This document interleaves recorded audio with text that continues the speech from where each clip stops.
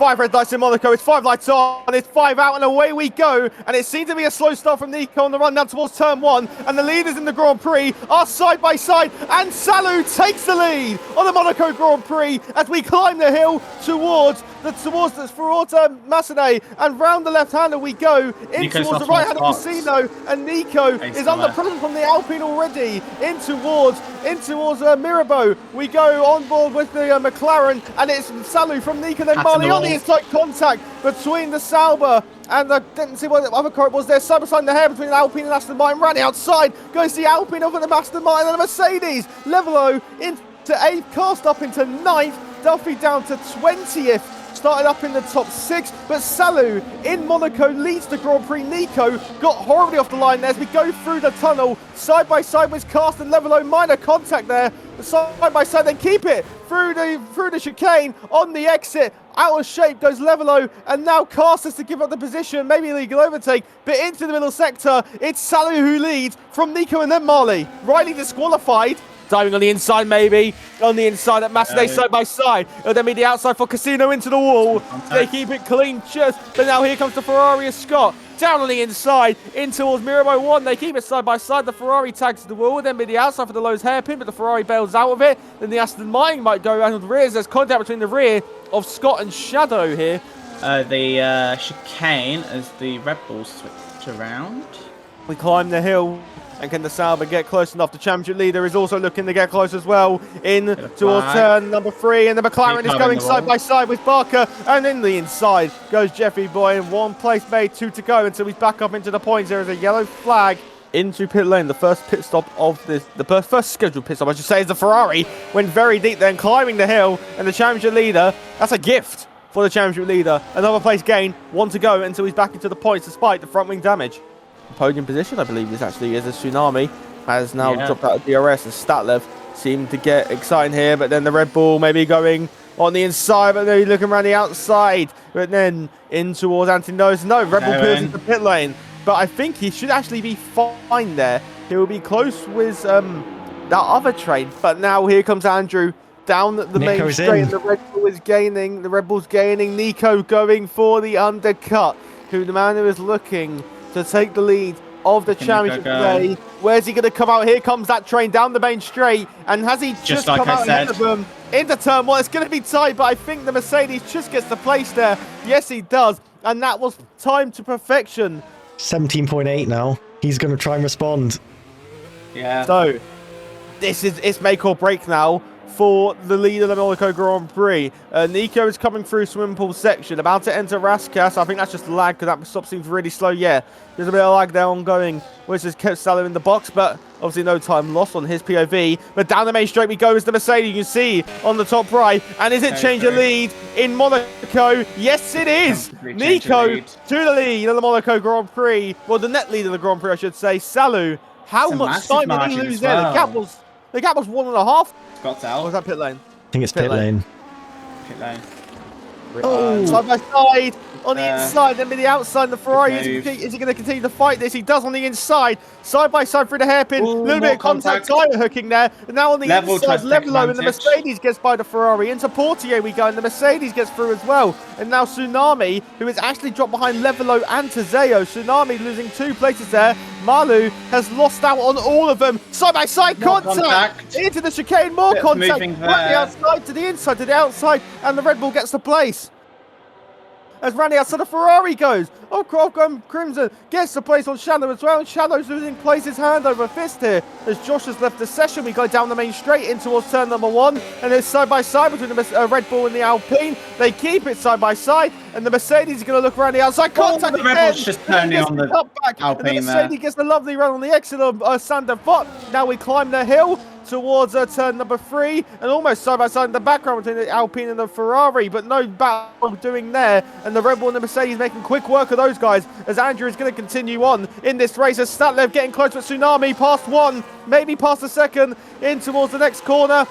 It's side by side between Statlev and between Statlev and Shadow, and Statlev gets the place, and then Tsunami also getting the place. And it's action aplenty here in Monte Carlo in towards the pack. The Ferrari gaining once again, but not close enough on this occasion. In towards the simple section. The championship leader's out of the race. Wow. Virtually. Oh my god. Has he done the same thing? This is the same thing. Did he do the same thing that Boot Camp Slide did yesterday? Oh, It's the that tyre. tire's not meant to be there. Yeah, I think it's the same place. Enraged that he's missed that opportunity, but Nico takes the lead of the Grand Prix. 4.5 seconds 4.5. clear. 8th from the grid, up into 4th, net P3. Behind with- Statlev. Oh. That's unfortunate there.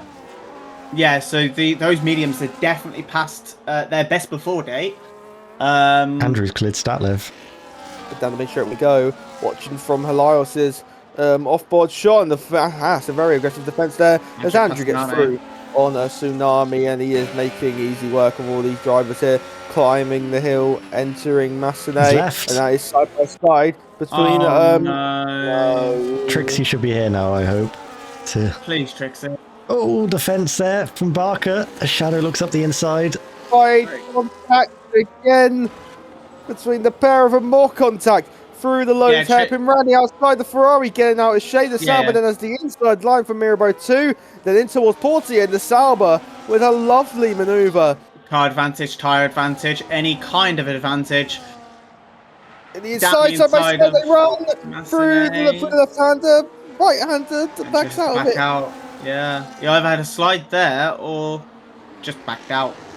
Looked like the quite side because of the climbing the hill now, but this is the chance for Andrew with climbing the hill. Then be the inside for turn number 3, and they run side by side once again, and there's contact in the Red Bull sliding. I saw the leaderboard swapping round, and see side by side in towards the Nouvelle chicane here. Down on the inside, the Ferrari's going to continue to fight with the Sauber. Roaring Randy outside, the Ferrari's going to keep this Randy outside, then be the inside, and they're keeping it wheel-to-wheel tyre hooking there as we go in towards Tabak, and the Sauber was a lovely manoeuvre around the outside of the Nouvelle chicane. Great racing there between the pair of them. And in towards turn 1 we go once again. Levelo is costing this train so much time. But as we climb the hill, once again, Andrew is closing once again. And once again, he's on the inside. He's kept it side by side, but in the second part, just not able to make it stick. But now on the rundown, in towards Mirabeau 1, not close enough. It runs side by Andrew side. trying it again. And has contact this time.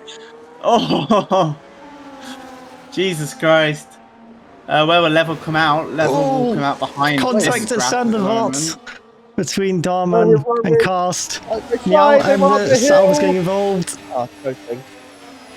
Darman's ghosting. They run side by side. The Salva keeps it. And Shadow's ahead. Jesus Christ. Levelo's come out at the back of it. That's horrible. On the inside, and the move actually came down the inside. Goes Andrew. Can he get it stopped? No, he can. But runs it in deep, but gets the move sticked and makes the corner. And Andrew, it's taken him a while longer than he would have ideally wanted. But Andrew up in the 4th place and can now use those much fresher hards on the inside into the Raskas. If he's close enough, he is going to look on the inside, and Raskas side by side. They go. There's a lovely dive. The Aston wanted to pair. The Aston wanted to, and he's just put the Aston in the wall. Oh God. Nico is probably going to have to go first, really. He wants to maintain track position. Yeah, Nico needs to box this lap, really, or... Well, he doesn't want Salu to undercut him. Based on this, if Salu's ahead... Yeah. Because then Salu stays out. That would have been really bad timing for Nico. Side by side, into the swimming pool. He went inside the Raskas. Oh, that's deep. The ghosting might help here. And it does, and he gains the place. Because I mean, he's definitely really struggling with tyres. 63% at the moment, average. Wouldn't be surprised if he pits. Yeah, he just pit. It doesn't help Salu. Half a second, really. So this is. I want to see who's going to come out ahead, Andrew or Salu, on pit exit here. They are quite literally side by side here, but I think Andrew has just got the position. They run side by side, but Andrew just ahead. And you've got to say, if Salu came in the lap earlier, I think he might have actually had the place. I wonder what Marley's plan is, though, really. Like, he had a gap to pit a couple of laps ago. And maybe he's got a different tyre allocation. Like, yeah. Salu overtakes Andrew. His tyres are bad. No surprise to see him overtaken. Yes, he does have a different tyre allocation because he was on mediums in quali. The only tyres he have is a scrub set of mediums, which he's done how many qualifying laps on, and maybe a soft. That's it. Or next lap. Cricket's out. It doesn't matter because Cricket's out, and is that a safety car of any kind? It's at the chicane. He's literally in the middle of the track. Oh, He's gone. if I have a word. Gone. Maybe Piquet 2 Hasses in the top 9. In towards Mirabeau on the inside. Almost contact. They keep it clean. Then on the exit. The contact round goes the Aston Martin. And the Aston Martin takes them backwards. Reversing his reset on the track. Contact again between the Mercedes and the Haas. Oh! And the Haas has had a massive tank slapper.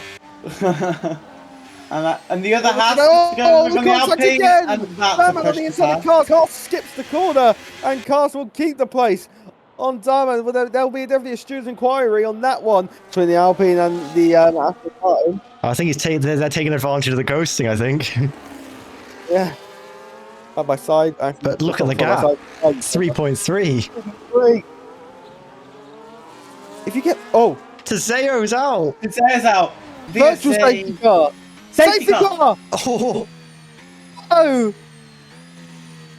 Oh, we've been robbed of a thrilling end. There he is. There he was. The race leader do, Nico. Yeah, he's on 35% average tyres. What does Stalu do? Stalu into the box. Oh! Oh my god! He's ruined his chances right then and there. How have you done that? 30 seconds. You're losing. He's coming in. Anyway. He's boxing. Oh, it's gonna be close. Level pushes it. Yeah. No, you got it. Level got it. Yeah, because the Delta's gone now, isn't it? Because they caught it, so... Yeah, it's gone. Up and around Anthony Nose and down the main straight for the penultimate time in this Monaco Grand Prix, in towards turn number 1, in towards turn. The yellow flag's already up. Did he overtake before the start-finish line? I'm not too sure. I think he did there, considering early braking.